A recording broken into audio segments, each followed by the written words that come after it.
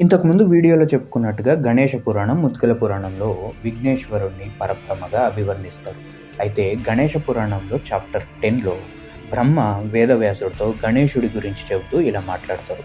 ఆది అంతం లేనివాడు, సృష్టి అంతటికి మూలమైనవాడు, ఆయనలోనే సృష్టి మొత్తాన్ని కలిగి ఉన్నవాడు, ప్రాణంతో ఉన్నవి అయినా నిశ్చరాలు అయినా ఆయన నుండి వచ్చినవే. ఆయన ఏ సమయంలో అయినా సృష్టి స్థితి లయం చేయగల సమర్థుడు. ఇంద్రాది దేవతలు సైతం ఆయన మాట జవదాటరు. విష్ణువు, రుద్రుడు, సూర్యుడు, అగ్ని, వరుణుడు వంటి ఆయన భక్తుల కష్టాలను ఆయన తీరుస్తాడు. ఆయనే విఘ్ననాయకుడు, విఘ్నేశ్వరుడు, ఆయనే పరబ్రహ్మ.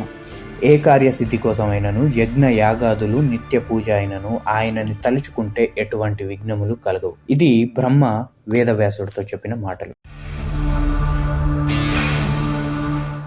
ఇంతకుముందు వీడియోలో చెప్పుకున్నట్టుగా గణేష పురాణం, ముద్గల పురాణం